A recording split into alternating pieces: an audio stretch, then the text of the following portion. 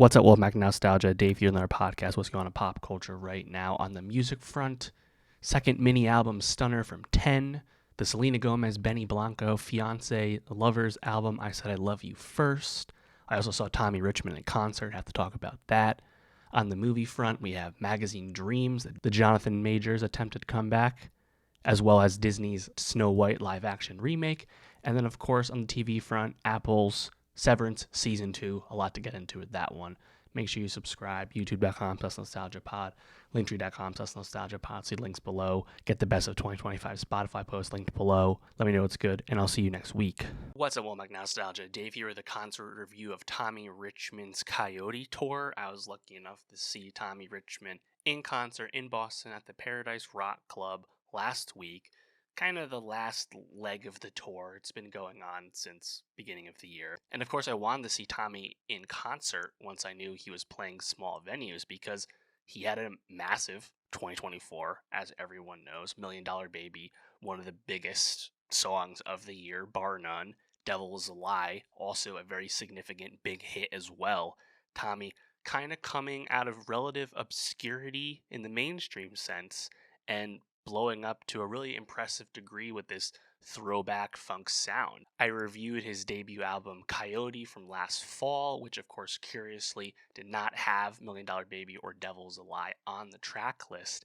And then perhaps a little notoriously, that album did not sell particularly well in its first week. And Tommy actually made a point of bringing this up during the show because he had been given some advice to maybe scale back the tour, play even smaller venues, etc.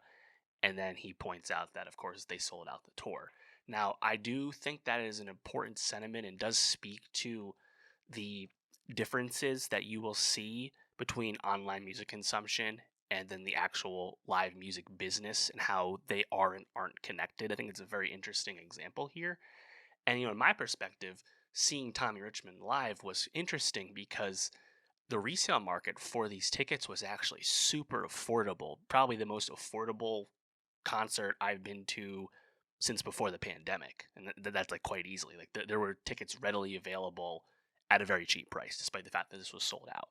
Now, what does that say? Does that mean this was overbought by ticket scalpers and bots and resellers and whatnot? I think that's largely the reason. And in the end, the venue was more or less completely full. So I think the secondary market did pick that up, but it was just kind of curious that the innate demand actually allow ticket prices to drop. You just never really see that too much anymore. Nonetheless, I think just about everyone who was there at that show was a Tommy Richman fan. I mean, people were vibing at the show. People knew the words to countless songs, not just $1 Million Baby. It was a show of his fans, without question. I think it's a really fun show to go at because, again, it's a small venue. You're right up close with the performance. In terms of the flow of the show, which was about an hour long, he got to about 20 songs.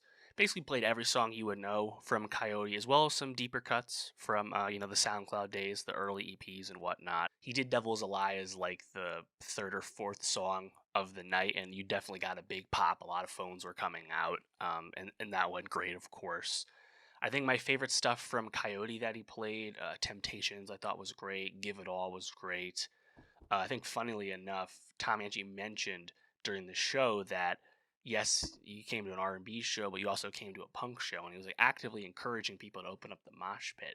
And he told, I think, a really fun anecdote, a really fun story about when he was coming up and absolutely nobody still, and he opened up for someone and performed for two people as an opener. And one of the people there actually was a huge fan of his and was actually asking him to play songs and stuff and like showing songs on Spotify to Tommy in the moment. Really cool story about how you can really, make your dreams come true and whatnot. Obviously, he's come so far as an artist. And then, funny enough, the guy who that was in that story was at the show. Not sure if I believe that or not, but they pointed him out in the crowd. Super cool. It was also Tommy Richman's 25th birthday. He said it was his first time performing on his birthday. Seemed to have a good time with it for sure. I think other songs that stood out to me, Bunker Pre-Roll, of course, got a good pop. Last Night was great. Upset, of course, his feature on the Brent Faiyaz album, probably the first time anyone heard him. That's the first time I had heard Tommy Richman, and that got a big pop as well. People were singing the Brent verses as well. When he told the story about back in the day, he went into one of his old songs, "Electrify the Night," "Electrify Tonight," which was definitely more of like a less of an R&B, more up-tempo song, which was pretty cool, I guess, for the contrast of his different types of music from his early days of his career. Then, of course, he ends with "Million Dollar Baby," comes out and does his brand new song "Acting Up" as the encore song. He moshed. He like jumped in the crowd at that point, which again, like if there's an artist you like and they're playing small venues, especially if they're increasing in fame, see him at a small venue because Tommy Richman was moshing with the crowd and having a blast. And yeah, I think like in terms of the quality of the performance, obviously Tommy Richman's signature falsetto vocally is why he really, I think, grabbed a lot of people last year, right? And he does that live, but he does that with backtrack, which makes a lot of sense because that falsetto is all over the place on his music. To some people, it's almost too samey. But yeah, he does it all over the place, so I understand why he probably needs the support vocally to pull that off in a live setting. He was definitely singing live, but he had a lot of support with the backtrack as well. But the mix was really good. It wasn't like overtly noticeable that he was getting some help there. And yeah, I think the crowd was into it. I think he really sold it as a performer. Certainly has room to grow in that regard, but a good foundation. And yeah, I think for me, it was just really interesting to see the disconnect between record sales and live performance. We know there's people that stream significantly more from like a project basis that wouldn't have as successful a tour as Tommy has just had. Food for thought. But yeah, let me know if you saw Time Richmond in concert. Let me know what you liked most about it. Of course, next time he releases an album, I'll be reviewing that. So make sure you subscribe. And for more music reviews and concert reviews for the concerts I go to, subscribe. And I'll see you next time. What's up, Womack Nostalgia? Dave here with the review of 10 second mini album Stunner. 10, one of the members of NCT subunit Wavy, as well as the SM supergroup Super M. 10, significant K-pop figure, his second solo release following his self-titled EP debut from last year. And yeah, 10, of course, is the centerpiece of Wavy, and Wavy to me is the most interesting and just for me the most fun to listen to aspect of NCT. I've long been on the record that I find the NCT project very obtuse and hard to grasp because it's just so vast. There's so many members, so many different subunits, different types of music always coming out. It's hard to really get a handle on it for me. But Wavy has stood out to me just because I think the music's been really good, especially the upbeat, more hip hop leaning K pop that they do make has just kind of been my style. Of course, Wavy specifically targets China more so than the traditional Korean market. I'm not sure if that has anything to do with why I like the music more, but it is a note.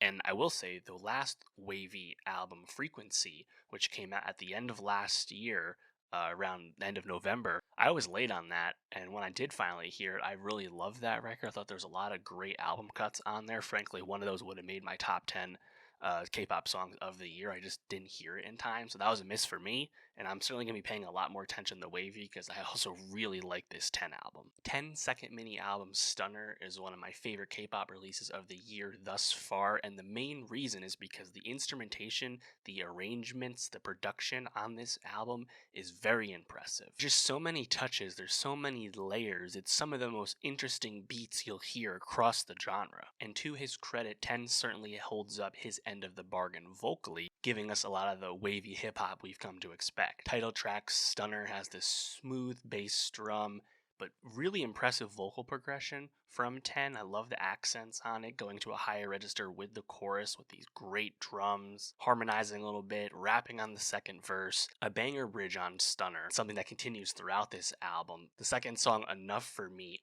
excellent hook. In general, I think lyrically, very sensual, very vibey, but I think it's really effective and it stays upbeat, it stays interesting. The beats never outstay their welcome. I was really impressed with this. Enough for Me really straddles the line between repetitiveness and annoyingness, but it's just catchy enough to, I think, really be a great hook in the end. And I think Ten's flow on this is super vibey. I love the sentiment of the song, the horns, the keys, the beat in general, super funky. And another memorable bridge, the drums get a bit sparser at that point. There's a lot going on with these tracks, but they really hold together. Lead single Bambola, a lot of rap on this, but interestingly again, tons of distortion and auto-tune, both production-wise and Ten's vocals.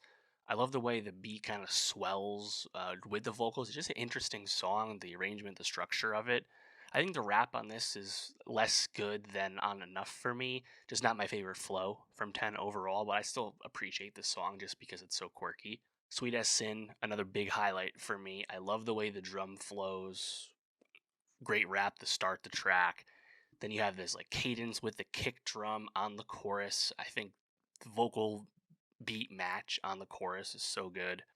Again, another great bridge. The synths really hit, those snares pick up.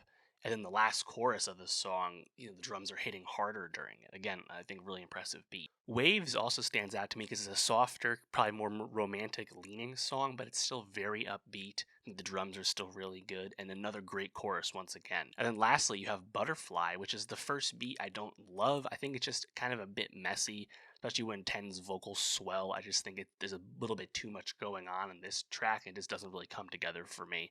And then, of course, it ends with an English version of Stunner, which, of course, is completely unnecessary, as we know. But yeah, shout out 10. I'm certainly going to be paying a lot more attention to Wavy. I've always been checking for their music, and I've listened to everything they've put out, but it was never like appointment listening for me. I would like get to it when I would get to it, and that has certainly changed between Frequency, this 10 album. I'm going to be checking for Wavy stuff as soon as they drop. Let me know, though, what did you think of 10's Stunner? What was your favorite aspect of it? Let me know. Favorite song? Let me know. And for more music reviews, more K-pop reviews, subscribe. And I'll see you next time. What's up, Womack Nostalgia? Dave here with a review of I Said I Love You First, the collaborative album between Selena Gomez and producer Benny Blanco. Selena back with, I guess this is her fourth, full-length album. Of course, this is a collab album. It's been a few years since the last album, Rare. Some smaller things in the interim, but of course, this album, the latest in a long line of pop albums between two lovers. Of course, Selena Gomez and Benny Blanco are engaged. And a significant release, even if that was not the case, because of course, Selena Gomez is a absolutely massive cultural force, literally the third most followed person on Instagram in the world, behind only Messi and Ronaldo. So she's the most followed American in on Instagram. I mean, it's crazy the reach she has, and she's had for quite some time. Over 10 years at this point. Massive figure who's been in the news lately. Of course, she was a supporting actress in Netflix's ill-fated Emilia Perez, and Gomez even did get some awards consideration for her performance, not from the Oscars, but from some other bodies. I was a bit surprised to look at the track list on this album and not see just Benny Blanco as the producer of the whole album. For some reason, I was just expecting this to be like a complete Benny Blanco album, but there's a lot of other producers and co-producers on all of these tracks. And when you think of producers to make a collab album with a pop star, right? I don't think Benny Blanco would have been at the top of too many people's list, just because obviously he's like a mega producer. He's a very established, successful mainstream A-list pop producer, but he doesn't have like a signature sound the way like Jack Antonoff does. Like what a Jack Antonoff album sounds like. You can't say that about a Benny Blanco album. So I was at least curious about what this would feel like and sound like. Selena Gomez and Benny Blanco's collab album, I Said I Love You First, is clearly a very intimate album. I was most struck with this album musically just because it's really a bit all over the place. You have a big play at a pop hit with Call Me When You Break Up featuring Gracie Abrams. You have Selena returning to Spanish music with Ojos Tristes. And you even have Selena doing her best Charlie XCX impression with Charlie giving background vocals on Bluest Flame. There's also a decent amount of auto-tune on Selena's vocals that I don't think really works, and a lot of the music that doesn't immediately grab you just feels kind of baseline, kind of whatever to me. It really takes its time going up and down, and we've heard Selena do more up-tempo traditional pop music before. There's not a lot of this on this album, and I think that speaks to the introspection and the personality that was imbued in the lyrics of the album, but it's just not a record I would plan to go back to all that much. I gotta say, Call Me When You Break Up featuring Gracie Abrams, which came out as a single about a month ago. I think that song's really good. It's already, brewing as a hit. Gracie Abrams, of course, is on a heater right now after a massive 2024. That's So True, over 800 million streams on Spotify in like 6 months. She's really rapidly rising. And I think that song's really cool because I think Selena's definitely up to the challenge. And then when Gracie pops in with the feature, her natural singing voice is a bit more edge, a bit more kind of rasp and like vocal fry in the way she sings over that tempo. I think it's a great collab. Ojos Tristes, which is the first Spanish song on the record, kind of gives me vibes that Selena did on that Spanish EP Revelacion relatively recently. And like actually like song structure wise and performance wise, it's kind of like Kali Uchis. I think you just probably rather listen to a Kali Uchi song than listen to that though. Don't Want to Cry I think is one of the highlights. Up-tempo snares and kick drums sound really good. I think Selena's just better when the music is more lively overall, just because she's not like a flashy singer or anything like that. So I think good production is really important for her music. And that song is cool because it has like, kind of has this like disco dance break with these strings. I like the production overall. Sunset Boulevard, this one's another up-tempo one. I think lyrically, I really like the message and the storytelling of the song, but I just did not really care for the auto-tune on Selena's vocals. I thought it was just a bad choice. I don't think it sounds good. Cowboy is a funny one because it's clearly a sex jam lyrically, but it still comes across as a very soft song, a bit strange. And then Bluest Flame, man. Bluest Flame really took me for a loop because immediately I hear it, I'm like, wow, this song's just biting Charlie XCX. This is like Selena's attempt at doing, post Brat, you know, kind of more traditional Charlie. Like it wasn't really Brat Charlie. It was more like kind of like Party for You Charlie, to be honest. With the auto tune, with the hyper pop. You had Dylan Brady of 100 Gex as a co-producer on the track. And then I like looked into it more and said, actually, no, Charlie's actually doing background vocals on the track, funny enough. So clearly that's what Selena was going for. And I think the fact that Charlie was involved makes me accept the song more because when I first heard it, I was like, oh, wow, this is like cravenly biting someone who had a great year last year. And obviously Selena doesn't need to do that. She's so successful. So it makes a lot more sense that actually, no, this is a light collab with Charlie instead. How Does It Feel to Be Forgotten? This is one of the songs that we talked about in the tabloids, enough said. I can't get enough. I like Selena's energy vocally on the song, but man, collabing with J Balvin, I mean, that's just so lame at this point. She could do so much better. And yeah, just pretty lackluster. So yeah, like I think some of the songs are interesting. Again, I don't think Benny Blanco makes much of an impression, which is what I expected going in. Selena has talked about, trying to do other things with her career, and she's very grateful of the massive platform she has at this point. And yeah, it seems like music is now just part of what she does, not the main thing she does. And I think it makes a lot of sense, honestly. So it sounds like it'll be a bit more of a wait before we get more music from her. I'll be curious to see how much more acting she does. She hasn't done a whole lot of like serious adult acting, to be honest. I mean, apart from Amelia Perez and Spring Breakers a while back, I mean, there hasn't been too much, right? But obviously, she has an acting background growing up, so would not be shocked to see more of that. But let me know, what'd you think of Selena Gomez and Benny Blanco's collab album? I Said I Love You First. What was your favorite song? Let me know. And for more music reviews, subscribe. And I'll see you next time.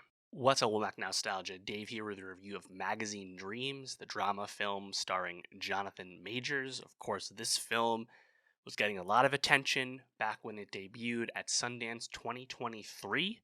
People thought the film was good. People thought the Majors performance was excellent. The film got bought up by Searchlight, dated for December 2023, and awards push was coming. And of course, flashback to 2 years ago, Jonathan Majors, after rocketing up out of indie stardom, starting with The Last Black Man in San Francisco, where I first saw him, he found himself as the new big bad in the Marvel Cinematic Universe, cast as Kang the Conqueror. Ant-Man and the Wasp: Quantumania was coming out 2 months later. He also was the chief antagonist in Creed 3 opposite Michael B. Jordan. And then to have an awards push movie at the end of the year, it was shaping up to be the year of Jonathan Majors. And of course, as we know, that all crashed down following the extensive allegations against Jonathan Majors regarding domestic violence, emotional abuse, even physical violence as well.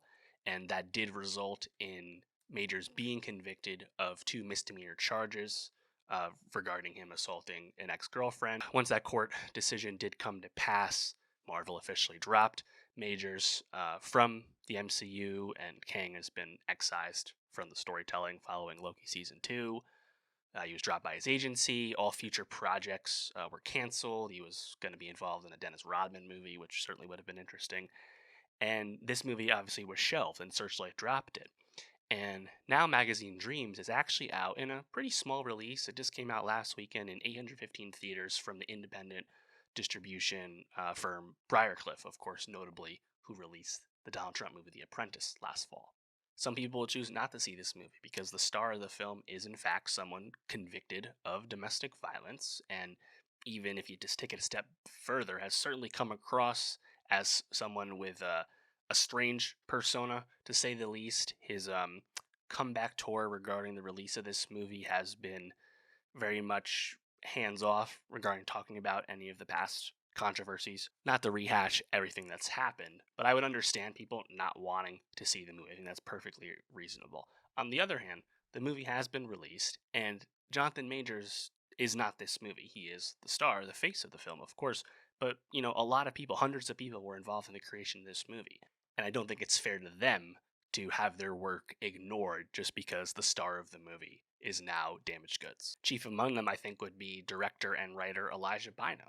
To this point, Bynum has been most well known for directing Hot Summer Nights, which is most well known for being one of the early Timothée Chalamet movies, right as he was blowing up in 2017. And of course, it's worth remembering why people were really excited about this movie at Sundance 2023 in the first place. It's because the movie is good. I will stop short of calling the movie great. I think the movie does have some things that hold it back, but I do think the movie is quite compelling, and a big part of that is the Jonathan Majors performance. Magazine Dreams is a very effective drama film. Magazine Dreams is an effective drama film about a troubled bodybuilder who is so obsessively committed to his craft, but still struggles to find acceptance, find connection everywhere else in his life. Jonathan Majors plays Killian Maddox, someone who is prone to violence when he can't control his emotions, something that hits particularly close to home given everything that's happened with Jonathan Majors in the last 2 years. The film definitely can be compared to Taxi Driver in terms of the arc that Maddox goes on. I think the movie is most successful in presenting a lot of the physical manifestations of what's happening to this character. What holds me back from calling the movie great is that it doesn't quite go inside the mind of Maddox quite nearly as much. This movie presents a lot of ideas, and I don't think the ending does a good job of wrapping all that up together. It's a bit too neat and a bit too vague for me. But the Majors performance, perhaps the last one of any significance we'll ever see, is very good. When I first starting the movie, I was wondering where exactly we were set because, it comes across as, like SoCal. I don't know if it explicitly puts you in LA, but it felt like 90s LA to me. We're seeing all these local news broadcasts about violence in the area. They're using a landline at home.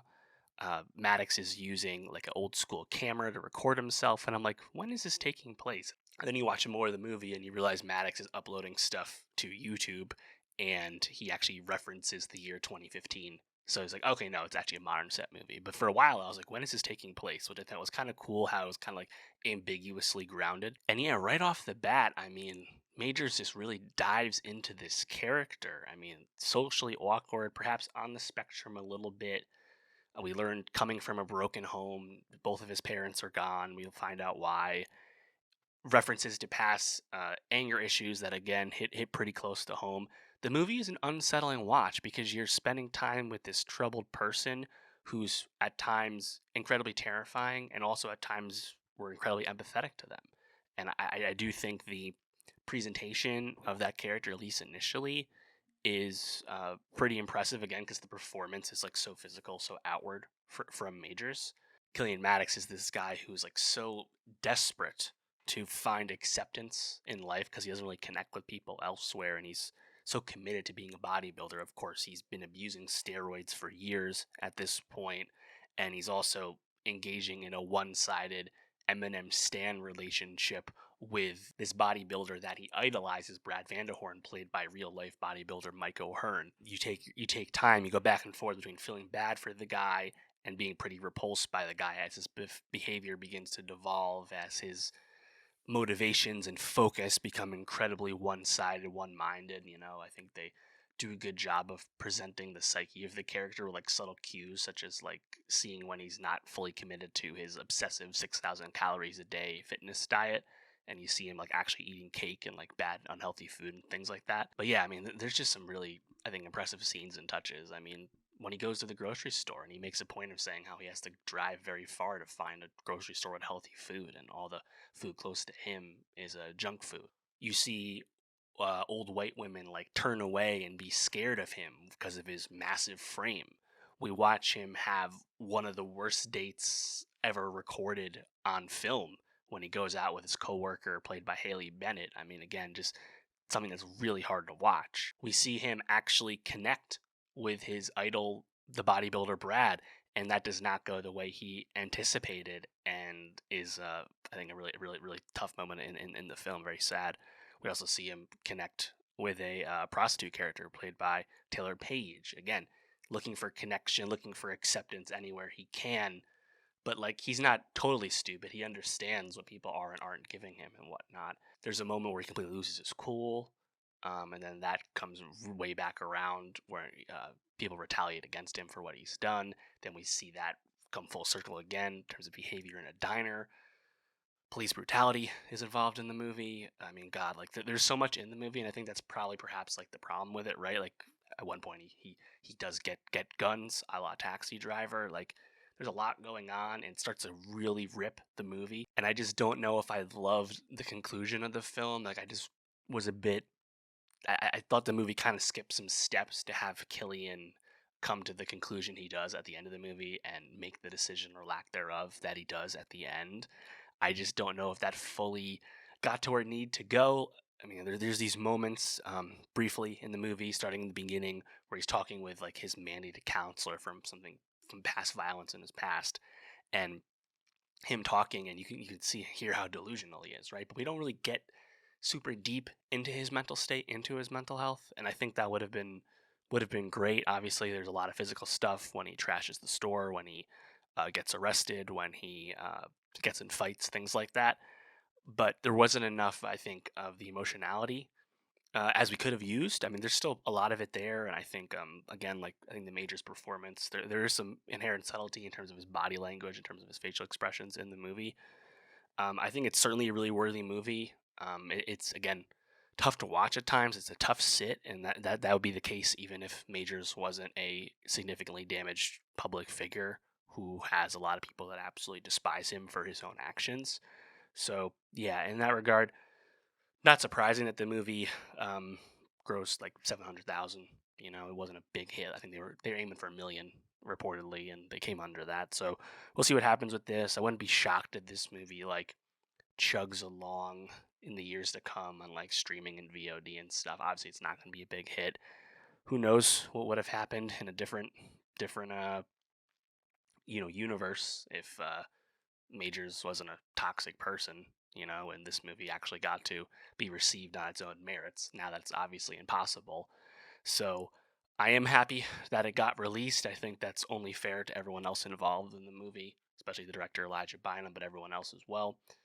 And yeah, I mean, I think for me, you know, can't excuse what's happened in Majors. Some people would point to the fact that he's already, been through the justice system for one of his chief crimes, convicted of those and such, and is he allowed to move on and whatnot? And I guess we'll see what happens with his career in the years to come. He's still not attached to any major studio work, or I think any new work at all, for that matter. And until that changes, there's really nothing more to say on it. Honestly, I don't think he's going to get any major studio work. It would have to be super independent stuff, perhaps stuff over in Europe, similar to how Johnny Depp is working these days, or Woody Allen, Roman Polanski, stuff like that, right? I just don't think anyone's going to touch him over here. It makes sense that Radcliffe picked up the movie. I think it was kind of an easy call for them.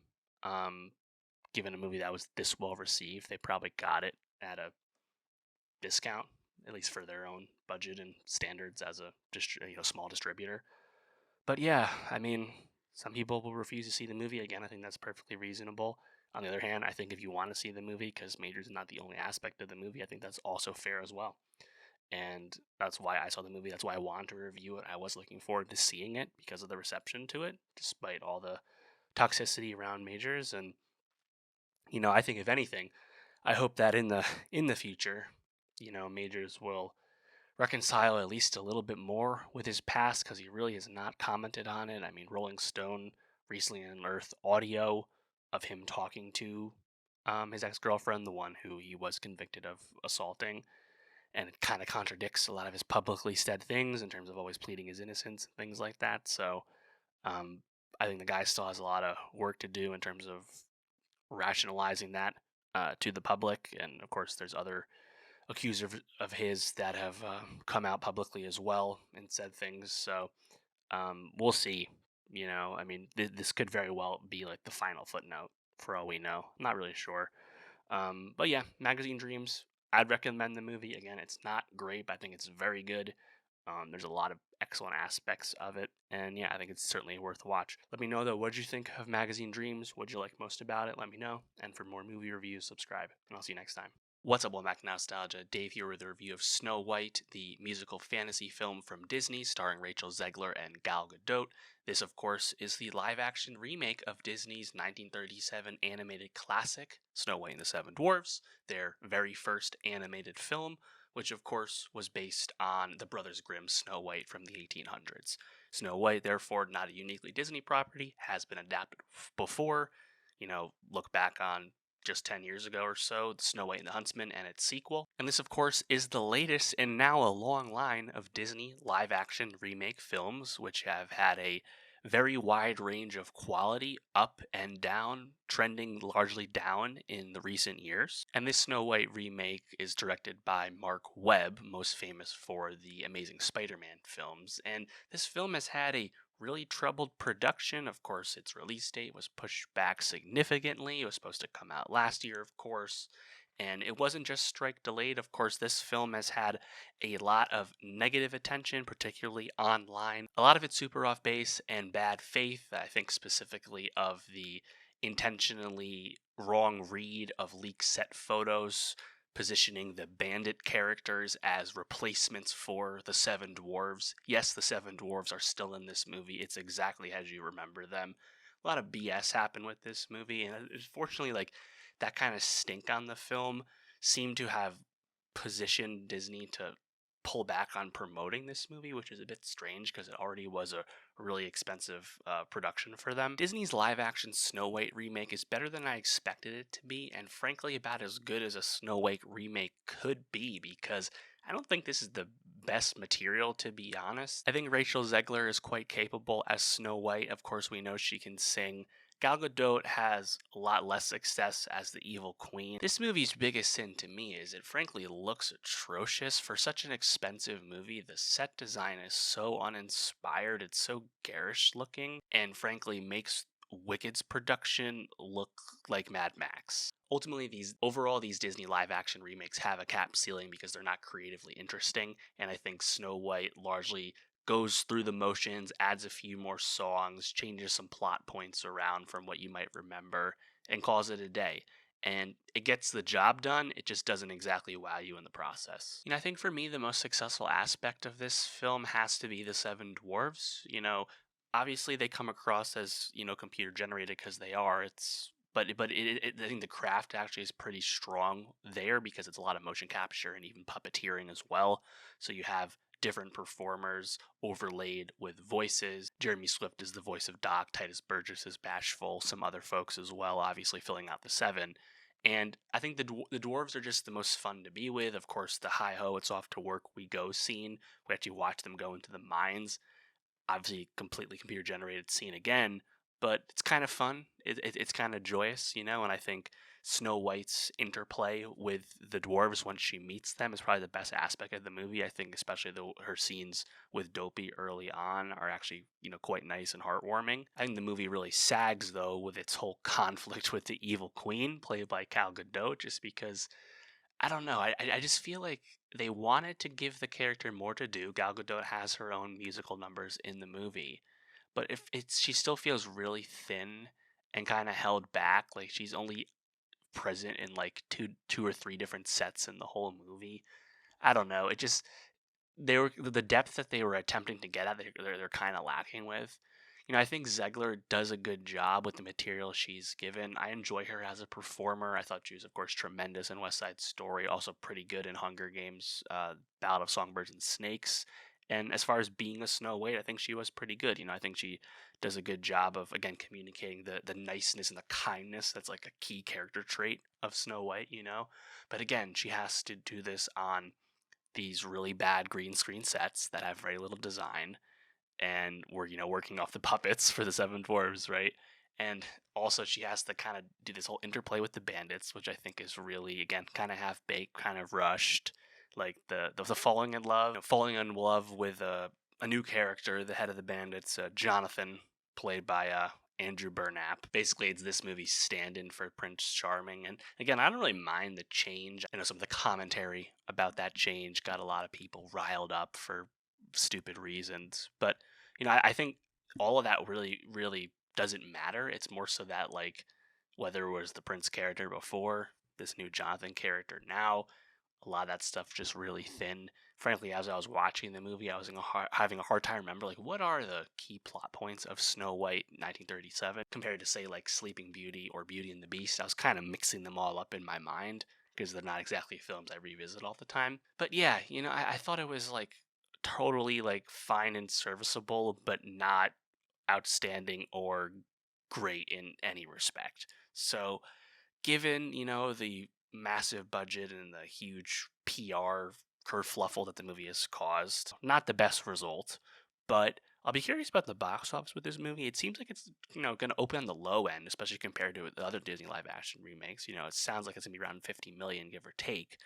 But I would not write that off in the slightest. We can look just a few months ago to Mufasa the Lion King, which opened soft around the Christmas corridor behind Sonic 3, and then legged out like a motherfucker well beyond the holiday corridor to a really healthy box office. So I think Snow White has great potential to do that. Maybe not to the same, box office legs degrees, but I would expect this movie to perform well in the weeks to come, even if it has a smaller opening than previously expected. And then, of course, as far as the Disney live action remakes go, it seems like Disney is largely moving away from these. I forget the name, but whoever was like the film executive at Disney that was shepherding them is no longer, running the show here. Remember, a lot of these films were put into, works long ago. In terms of what's upcoming, you have Lilo and Stitch remake that's coming out this May, very soon. And then, of course, we have the Moana live action remake with Ollie Carvalho and The Rock coming out next summer, which, of course, is already being filmed. After that, though, that's currently it. Like, there's been stuff that's been announced as in development, and there's a lot of them, but I think a lot of these are probably on the back burner or canceled at this point. I mean, things that have been talked about was a Hercules with Guy Ritchie, a Robin Hood remake, Aristocrats with Questlove, a Bambi remake, which is, I was talking about years and years ago, and then also a Tangled remake with Michael Gracie. I think the Tangled remake is probably the one that's most likely to happen. This was actually the one with the most recent news. This was announced last December, so just a few months ago. And I think that one actually is a great candidate for this treatment. If you're not going to make a Tangled 2, like a Tangled animated sequel, a live action remake of Tangled, I guess, makes some sense because that's a movie that was always remarked upon as underrated by Disney fans, but has found a huge life on Disney Plus since Disney Plus came to be, similar to how Moana became a behemoth because of Disney Plus, right? So again, these are craven, unnecessary films, but if you're gonna make them, Tangled's actually a decent candidate. Similar to how Lilo and Stitch is actually kind of a decent candidate as well. So we'll see about all that. But let me know, what did you think of Snow White? Were you mildly surprised by the film's quality, given low expectations going in, like me? Let me know. And for more movie reviews, subscribe. And I'll see you next time. What's up, Welcome Back Nostalgia? Dave here with a review of Severance Season 2, the dystopian science fiction series on Apple TV+, of course, concluding its run. Severance at this point has established itself as the most successful, the biggest, the most watched show in the history of Apple TV+, surpassing Ted Lasso. And despite a budget that is infamously really ran over, especially in Season 2, the series is a big success. Apple's very happy with it and has renewed the series for Season 3. However, that begs the question, was Severance Season 2 a step up or a step down from season 1. Severance season 2 is a clear and unimpeachable step down from Severance season 1. While the show continues to have excellent craft across the board, production design, cinematography, acting up and down the ensemble, what the show continues to struggle with, and I think is actually getting worse with, is the effectiveness of its actual storytelling. Severance season 2 was so frustrating, so unsatisfying, and so incredibly obtuse. And at this point,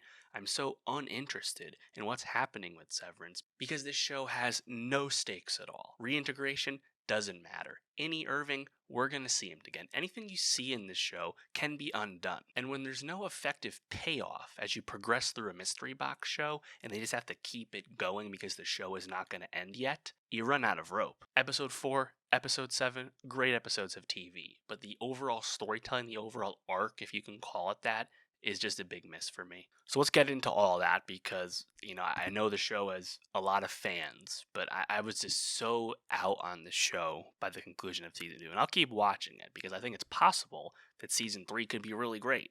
But I think season 2, they really got over their skis. They really bit off more than they can chew. They, whatever you want to call it. Again, the craft is great. I also really want to shout out the locations. I think the Bell Labs Holmdel complex in New Jersey, which is the location, the stand-in for the Lumen offices, really iconic, location on TV, especially the last few years. It's become a tourist attraction already. Love that. A lot of other filming was done in New York's Hudson Valley, where I'm from, which is pretty cool. They even go all the way up to Newfoundland for the Cobell-centric episode 8. So they do a great job. I think episode 4 when they're out in the woods on the retreat or whatever it was called. Again, really astounding, visually. I think for me, I'm just like I'm so struggling. I'm so lost with like what this show wants me to care about because it presents mystery and intrigue and sci-fi, and it doesn't give you anything in terms of resolution. It just presents all these questions and open-ended things and expects you to go with them, right? And I don't need everything explained to me. I don't need my hand held. I just need you to have a plan about what you're trying to communicate. And I just don't think it does nearly enough work to make you care about the plot points that do happen by the end of the finale. And on top of that, I think there's just a bunch of gaps at this point, right? Like, has anything been explained about Gemma's character? How was she kidnapped? Like, how any of that happened? No. Do we even really understand what Cold Harbor was supposed to be about?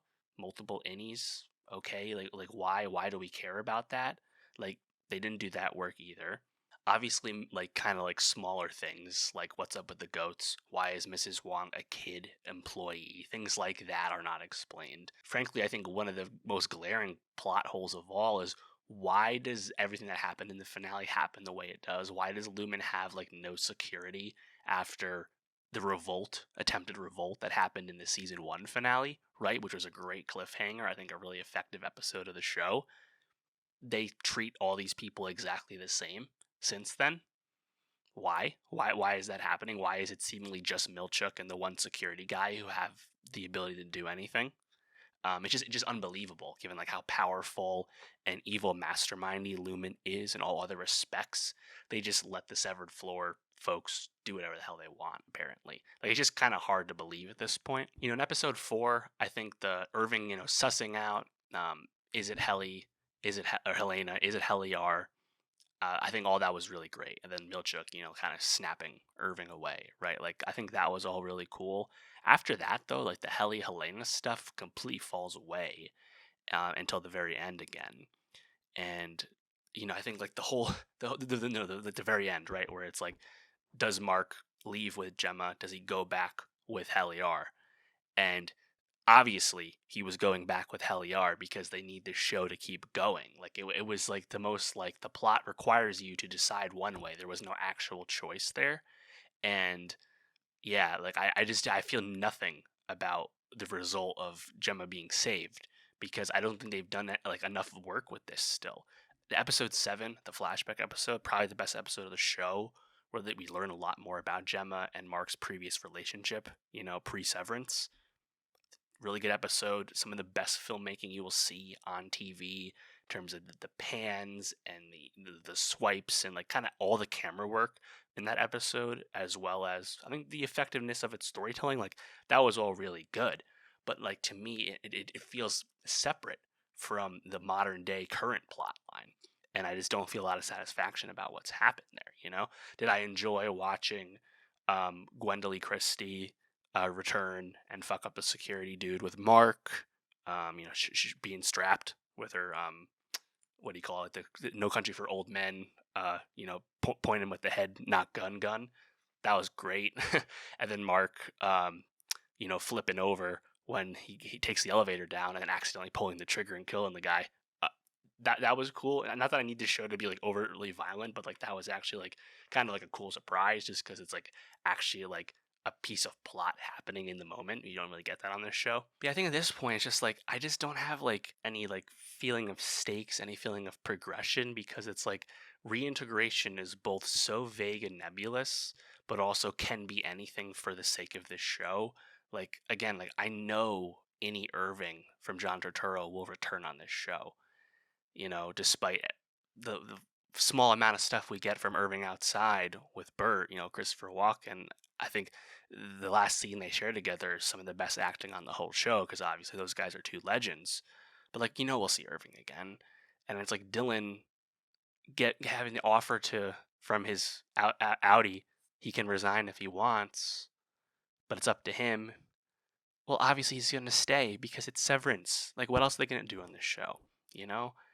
And I think the Dylan character, I like the performance. I love the scene where he actually, on the outside, goes to the door factory. I think that was a really cool piece of like legitimate world building and learning just a little bit about how the rest of the world of Severance thinks about Lumen and everything. Like I like that. But the stuff with Merritt Weaver, I think it's fine. Merritt Weaver, again, great actress, but like I just kind of struggled with like that character having actually that much of an arc at the end of the day. It just didn't really feel like it was that substantial. A lot of times the Dylan character is positioned in every scene to be like, what the fuck, when something happens, and like that's kind of it. I think at the beginning of the finale too, when you have Annie and Audi Mark having a conversation, with reintegration not finished, of course. And that's a scene where it's like, how do you feel about it, right? Because it's like, who are you actually rooting for? And I think whether you care about the innies as separate characters and separate souls, however you want to say it, versus the Audis, is probably how you're going to feel about the progression of the story. And because I was just not having the best time watching this show, that was a conversation that started to just annoy me by the end. But it was kind of cool to see Innie Mark call Audi Mark out on his bullshit, which of course helps explain why Innie Mark does not leave at the end. Kind of obvious. And again, like an Innie Audi back and forth, there's a lot of elevator riding. I just really struggle with this show basically telling you nothing over the course of a whole season, progressing some plot, not really that much, and expecting you to be like excited to continue on the ride. I think there's characters like Mark's sister Devin, and what's Devin's husband name, Rickon. I think Devin and Rickon are so out of place at this point on the series, they don't make any sense anymore. Of course, Cobell, completely aimless for the entirety of the season, but still on the show because Patricia Arquette. Like, I don't know. Like, I need to see a stark change in season 3, because if it's more of the same, I just don't see how this is going to end well, to be honest. I like the Milchuk performance. I actually think the character is pretty fun, with the kind of nebulous loyalties of the guy and whatnot. But like, again, him getting just played by the rest of the severed floor people, because there's nothing, no, he has no backup at fucking Lumen. It's just so stupid, honestly. So yeah, I'm probably sounding like a hater on Severance, and maybe I am, but I would say watch Mr. Robot instead. Watch something that's actually cool and compelling and interesting. And yeah, we can get this kind of craft elsewhere. We don't need this craft on TV. There's a thing called movies that does a better job at all this stuff anyway. So that's kind of where I'm at on this. Let me know, though, if you disagree with me about Severance 2, and I'm sure there's a ton of people that do. Please let me know why. Let me know what you found satisfying. What was your payoff over the course of Season 2? What are you looking forward to seeing in Season 3? Let me know anything about Season 2 that you liked. I always love to talk about it because I really struggle with this show. But I'll keep watching it because it is well made, of course. Never said it wasn't. And it's very popular. And it's curious, at the very minimum. So let me know what you think. And for more TV reviews, subscribe, and I'll see you next time. All right, that's going to do it for the pod this week. Next week, it's looking quieter. We'll see what comes out. I'm going to catch up on the Alto Nights, the Robert De Niro movie from last week, as well as the new movie Working Man, starring Jason Statham, the latest film from David Ayer. Very much looking forward to seeing The Studio on Apple TV Plus, starring Seth Rogen. A lot of great buzz about that. And yeah, we'll see what else comes out. I'm sure some other stuff will be of note. Make sure you subscribe, youtube.com/nostalgiapod, linktree.com/nostalgiapod. See links below. Get the best of 2025 Spotify playlist linked below. Let me know it's good, and I'll see you next week.